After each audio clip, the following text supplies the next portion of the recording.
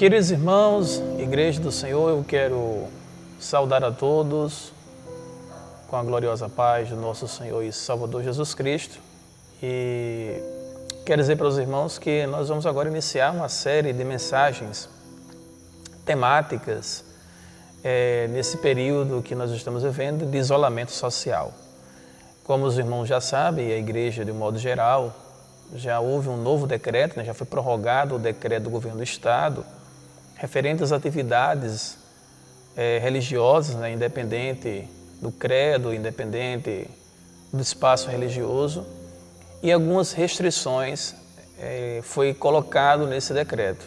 Então, por esta razão, nós não podemos nos aglomerarmos, a realizarmos nossos cultos, como fazíamos antigamente, de termos a casa cheia, lotada.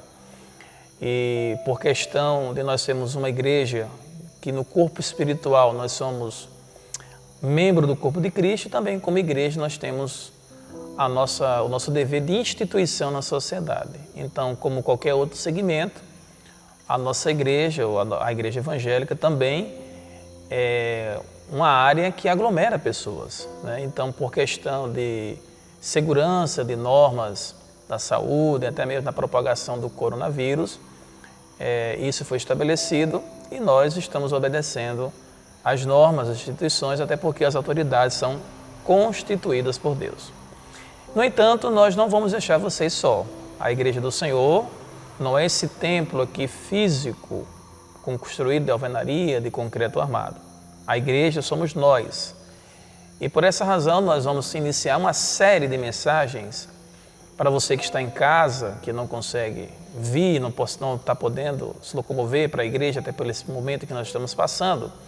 Então, nós vamos fazer algumas mensagens e essas mensagens elas serão transmitidas pelas redes sociais, chegarão aos seus celulares, pelos aplicativos que todos nós temos, WhatsApp, Instagram, Facebook, e teremos a oportunidade, vocês terão a oportunidade de em casa meditar um pouco no texto da Palavra de Deus, de reunir a sua família e de ouvir uma mensagem, uma palavra da parte de Deus para o seu coração. E hoje eu gostaria de falar de uma coisa muito especial, Eu quero falar sobre a forma de nós vencermos esse período que nós estamos passando. Interessante que nós temos que aprender uma coisa que eu ouvi já de alguns pastores e eu replico isso para vocês. Como a igreja está enfrentando esse momento de pandemia do coronavírus e o que será a igreja pós-coronavírus, Porque não é a questão de um decreto que vai dizer que tudo volta à funcionalidade e que estaremos isentos de sermos contraídos com o coronavírus. Mas como a igreja do Senhor ela vai se comportar nesse momento, está se comportando, e como nós vamos nos comportar pós-pandemia, que isso é muito interessante nós observarmos e nós entendemos melhor a situação, até porque nós somos seres humanos, Há uma frase que nós somos cristãos, mas nós somos seres humanos, então nós temos sentimentos, nós temos dores, nós sentimos alegrias, tristezas, e a gente sabe o quanto isso ele está afetando a nossa vida hoje e vai afetar a nossa vida no futuro. Quantos de nós fizemos planejamento, programações para realizarmos nesse ano de 2020? Lembro-me que no ano de 2019, muitas coisas ruins, notícias desagradáveis nós recebemos e a gente até pedia que o ano de 2019 passasse para que chegasse 2020. E nesse ano, até mesmo antes de iniciarmos o ano de 2020, todos nós fizemos planejamento, Eu estava até conversando essa semana em casa com a minha família, quando a minha filha perguntou que no ano passado nós tínhamos planejado que nesse ano de 2020, agora no mês de junho, nós estaríamos fazendo uma viagem em família para uma cidade aqui no estado do Pernambuco, uma cidade muito fria, E uma cidade agradável e assim, um ambiente muito bom para tirarmos uns 5 dias de férias nessa cidade. Então, todos nós fizemos planejamento, E observamos que depois da chegada do coronavírus, todos os nossos planejamentos e isso foram, de certa forma, atrasados, ou seja, foram deixados para segundo plano. Lembro também que a igreja compartilhou que nesse ano ainda, quando nós estávamos nas nossas atividades normais na igreja, nós já tínhamos a data de programação da nossa inauguração do nosso templo, que seria agora, iria ser no dia 16 de maio, né, do ano de 2020, e estava tudo pronto, nós íamos terminarmos as partes internas da igreja, né, os acabamentos, forro, enfim, que deixasse o local bem mais agradável para que no dia 16 de maio, essa data que passou, estaríamos fazendo aqui a inauguração do nosso templo. Mas, com certeza, todo mundo viu, então está sabendo que em virtude desse coronavírus, a nossa programação também não conseguiu realizar. Nós tínhamos uma meta a esse ano de 2020, que o nosso objetivo era chegarmos a 250 vidas libertas, salvas, né? O batismo que estava também programado também foi cancelado. Então, assim, crescimento proporcional da igreja no sentido espiritual, no sentido orgânico, no sentido humano, né? Tudo isso nós temos esse planejamento. Mas, de certa forma, todos os nossos planejamentos eles foram atrasados, né? E aí vem a seguinte pergunta: como enfrentarmos esse momento de caos que nós estamos passando e sabemos que o tempo está correndo e não conseguimos mais retroceder, voltar atrás para conseguirmos? Então, o que a igreja fazer? O que nós iremos fazer? Como ficará a nossa vida? Então, tudo isso é importante a gente meditar, porque nós fazemos parte de um organismo, de um corpo e estamos inseridos na sociedade. Então, nós preocupamos com o nosso presente, que nós estamos vivendo hoje e agora, mas também nos preocupamos com o nosso futuro. E, pelo andar da carruagem, pelo que nós estamos vendo, a gente ainda não tem uma perspectiva de quando isso irá concluir, de quando essa pandemia irá passar e de quando teremos a nossa vida normalizada, né? Eu tenho acompanhado alguns pastores que têm trazido algumas lives, alguns comentários interessantes. E um dos pastores, muito amigo nosso, um norte-americano, ele fez um comentário muito interessante, que mesmo que tenhamos a nossa vida normalizada, volta às atividades comuns, mas muitas coisas nós não vamos deixar de fazer. Como, por exemplo, a utilização da máscara, né? Eu estava agora há pouco conversando aqui com o Guto, né, o nosso querido irmão das mídias aqui, falando sobre esse sentido. E por mais que haja um decreto amanhã ou mais tarde para acabar com esse isolamento social e voltarmos a ter nossa vida normais, mas as precauções e os cuidados, nós vamos ter que permanecer até que se descubra uma vacina para que a gente possa utilizar, usufruir para evitar ser contraído pelo vírus. Mas até lá, enquanto isso não acontece, os cuidados serão necessários. A utilização de máscara, a higienização, né? A utilização do álcool em gel antes e pós atividades, a retirada dos nossos calçados antes de entrarmos na nossa residência, né? Até mesmo os cumprimentos de aperto de mão, os abraços amigos, calorosos. Então, tudo isso vai sofrer modificações e nós vamos levar isso e vamos guardar isso, preservar, porque nós temos receio, precauções, cuidado para que a gente não venha a ser contraído por esse vírus. Porque não é um decreto que vai dizer que o vírus estará extinto. O decreto ele pode funcionar para as atividades normais e econômicas do país, da cidade, do estado, mas não nada relacionado à parte da saúde. Ou seja, e hoje a ciência, a medicina, os médicos estão trabalhando a todo vapor para encontrar uma solução rápida, cabível, para trazer uma segurança e um cuidado especial para a nação, para o mundo todo. E a gente chega ao seguinte questionamento, uma pergunta: o que nós vamos fazer nesse período? E o que vai acontecer pós-pandemia? Como será o nosso comportamento? Como a igreja vai se comportar? E como devemos se comportar até nesse período em que nós estamos vivendo? Ontem, quem assistiu o nosso culto de celebração, e mesmo quem não assistiu pode acompanhar pelas redes sociais, Nós trouxemos ontem uma mensagem falando sobre paz no meio das aflições.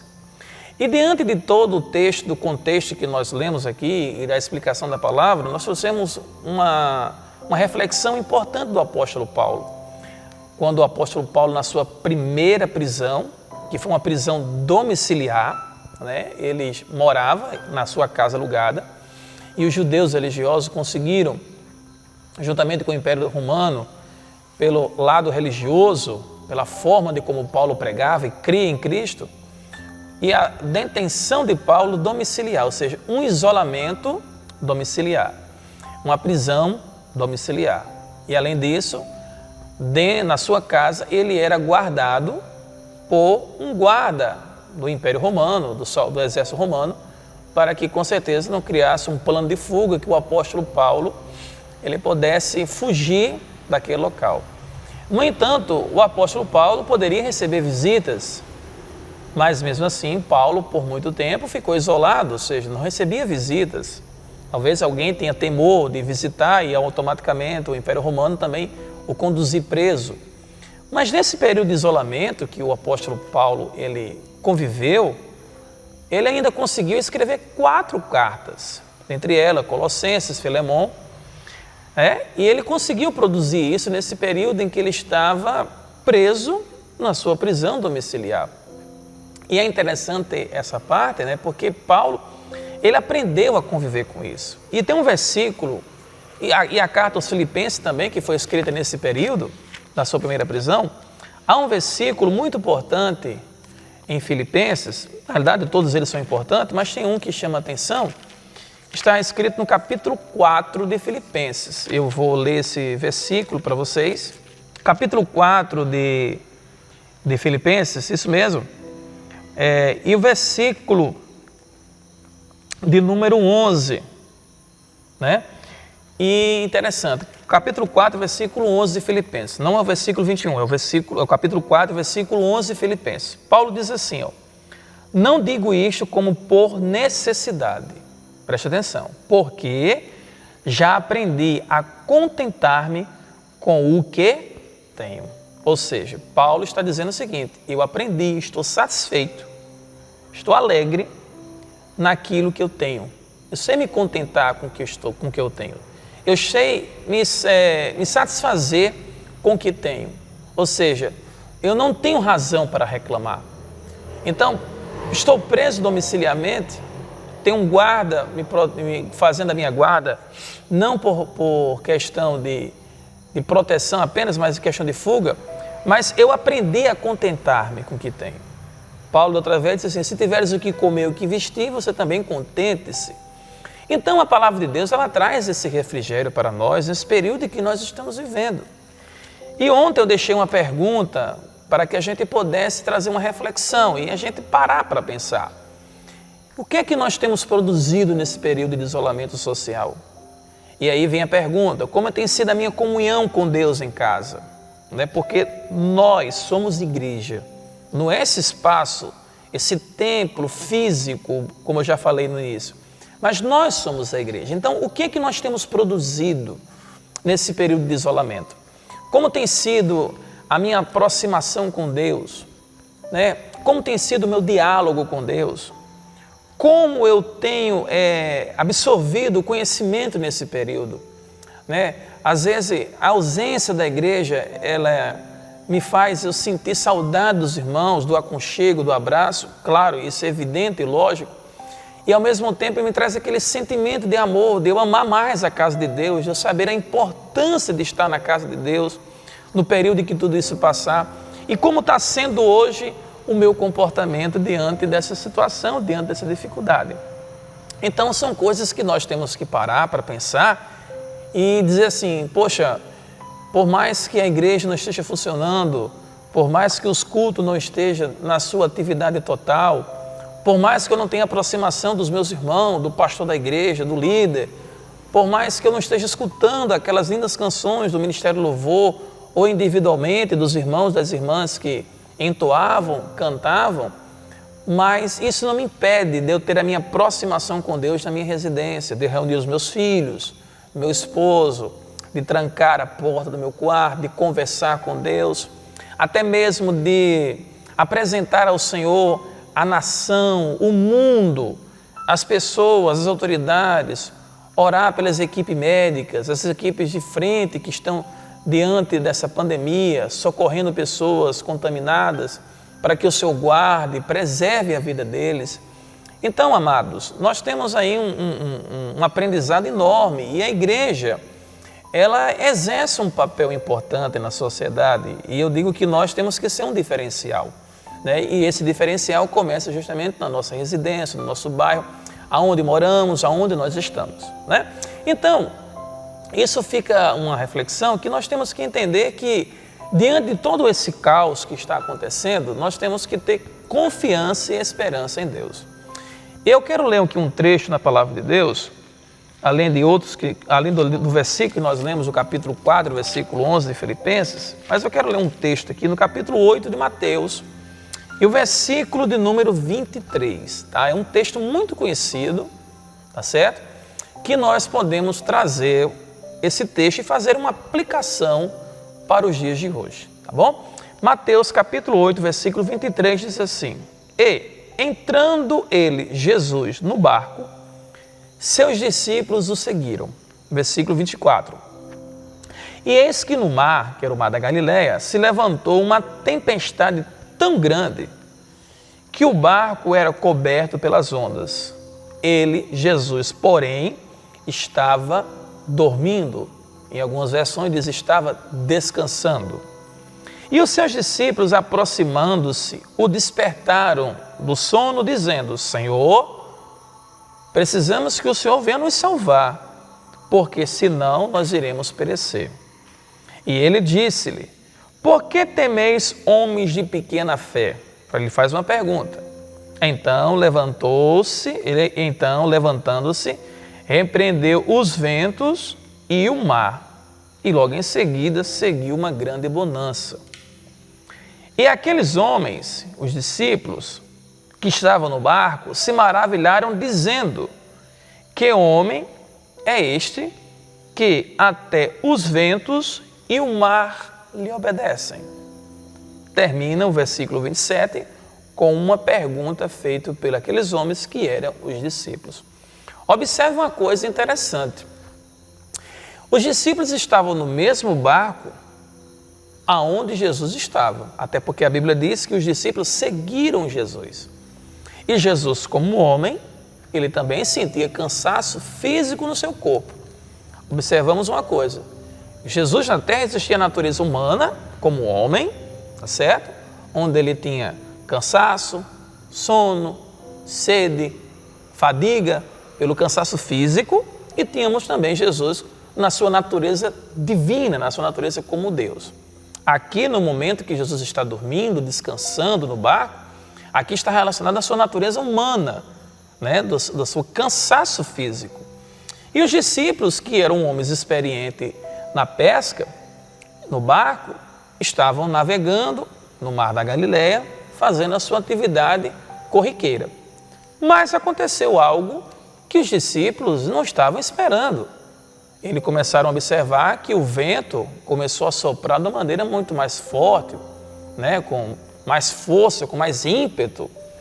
E aí esses ventos soprando, eles começaram a movimentar, a agitar as águas do mar da Galileia e levantaram grandes ondas, que essas ondas vinham sobre o barco, ao ponto que da veracidade e da velocidade que isso estava acontecendo, o barco ele poderia sofrer uma ruptura, um naufrágio, e eles poderiam morrer naquela situação.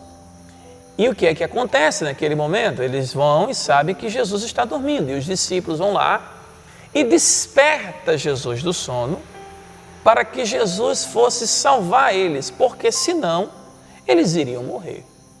E é interessante que quando Jesus é acordado, né, podemos assim dizer, pelos seus discípulos, é interessante que Jesus diz uma coisa para eles. E diz assim: porque, versículo 26, dizer vocês estão com medo, homens de pequena fé. Interessante que Jesus faz essa pergunta no barco onde ele mesmo estava. E Jesus diz, é como Jesus diz assim: rapaz, por que vocês estão com medo?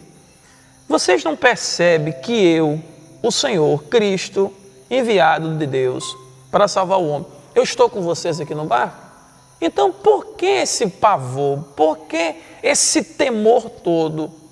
Vocês não têm fé suficiente de que realmente eu estando aqui com vocês, independente de estar dormindo ou acordado, eu posso transmitir segurança para vocês? É nisso, em poucas palavras, entre as linhas, o que Jesus queria dizer para os discípulos quando pergunta que eles eram homens de pequena fé. E observe uma coisa muito interessante, que Jesus, quando observa e eles não conseguem responder de imediato, logo em seguida, Jesus, ele repreende os ventos.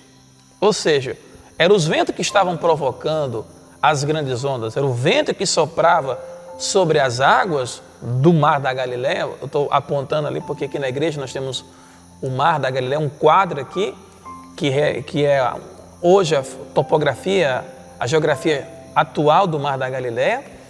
E a gente observa que Jesus, quando repreende o vento que estava forte, ele repreende o vento e repreende logo em seguida o mar, porque o vento soprava e o mar fazia grandes ondas. E é interessante que quando Jesus pronuncia a autoridade dele para repreender, para trazer segurança, para apaziguar aquela situação, a Bíblia diz que após Jesus pronunciar isso, segue-se uma grande bonança. O que quer dizer isso? Segue-se uma tranquilidade. Ou seja, o vento deixou de soprar mais forte e as ondas que estavam cobrindo o barco começaram a baixar e a ficarem tudo calmo e tranquilo e seguir uma grande bonança. E o que nós aprendemos disso tudo? E talvez você possa perguntar, pastor, mas qual é a aplicação desse texto para esse momento que nós estamos vivendo, nessa forma de coronavírus? O que nós podemos aprender nesse texto é uma coisa muito simples e prática e algo que nós vivenciamos. O barco onde estavam os discípulos, ele pode representar a nossa vida, a situação que nós estamos vivendo, o momento de pânico, de tensão, de preocupação que nós estamos vivendo, da mesma forma que aqueles discípulos tiveram. Imagine o medo que os discípulos sentiram naquela hora, sabendo que a qualquer momento eles poderiam perder a vida naquele mar, sabendo que a qualquer momento o barco podia naufragar. E olhe que eles sentiram medo de morrer, né? O medo que bateu em consequência desse problema, dessa tempestade, desse mar que estava revolto. E nós podemos identificar o barco como a nossa vida. E nós podemos também aplicar esse texto da seguinte forma, que Jesus estando no barco da nossa vida, que Jesus estando conosco, isso não quer dizer que nós não vamos passar por vendavais, por problemas difíceis, por isolamento social, por pânico, por medo. Não quer dizer isso. Mas Jesus estando na nossa vida, estando do nosso lado, existe uma coisa que Ele garante para nós. O que é? Segurança. Nós temos paz. Em Cristo, nós temos tranquilidade. Em Cristo, nós temos a esperança.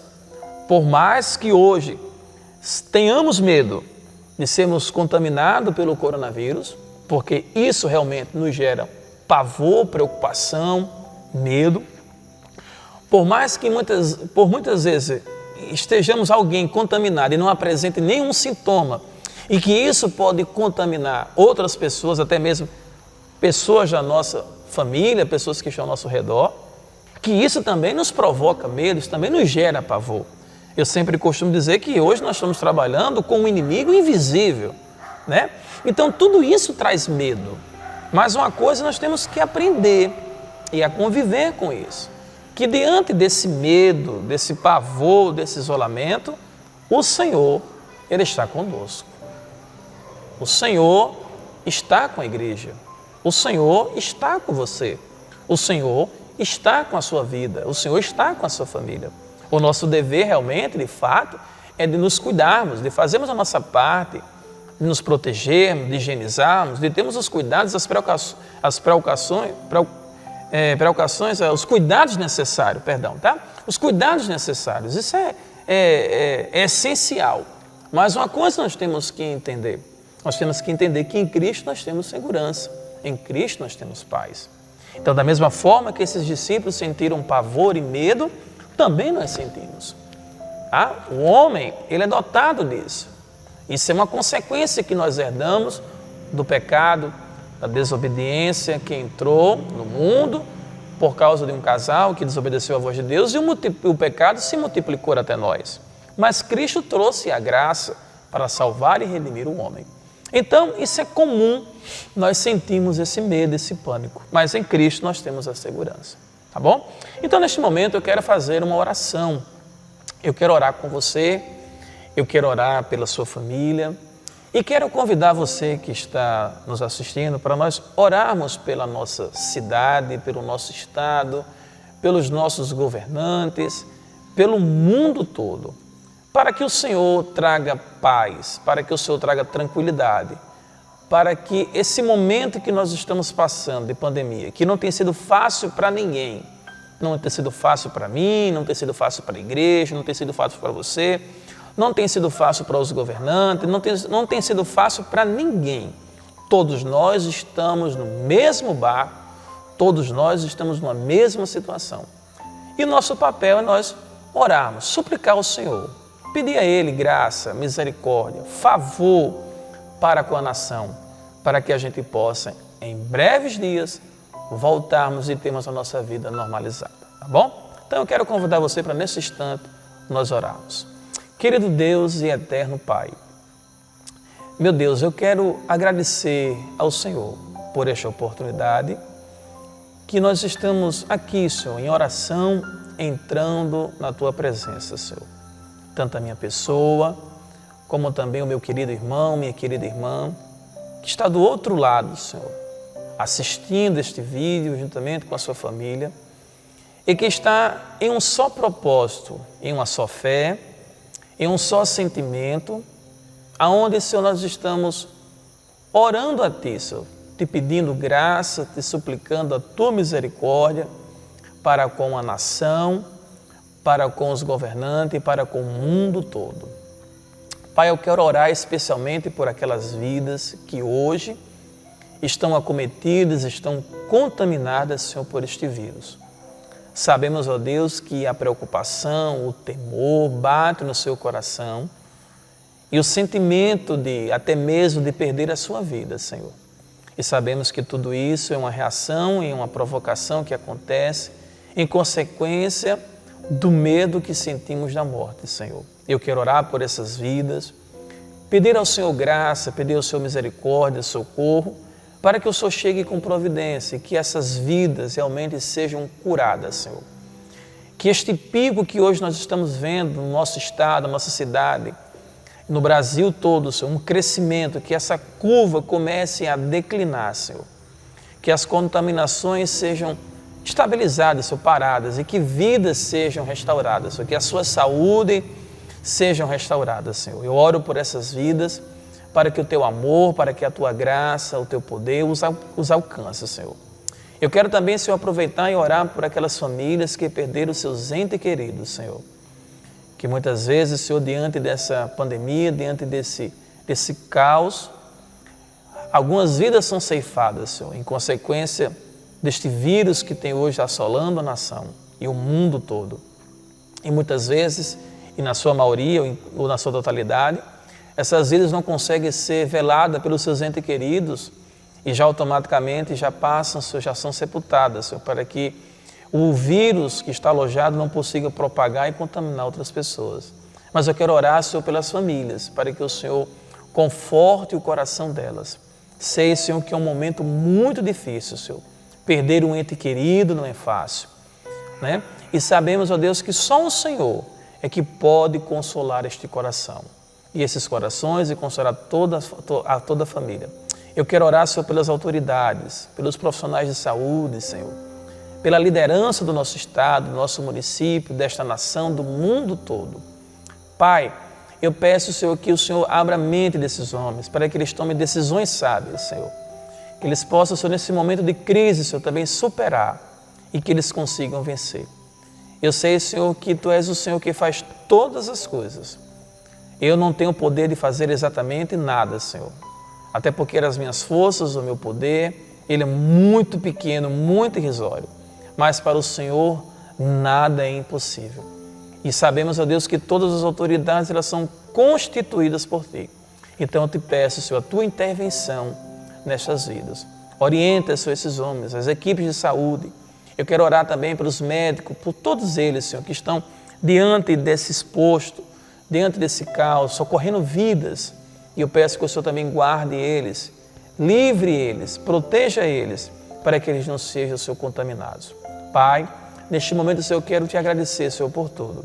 Eu quero, Senhor, pedir que o Senhor continue conosco e que o Senhor continue trazendo segurança, paz e tranquilidade aos nossos corações. E isso eu te peço e desde já te agradeço no nome de Jesus. Amém.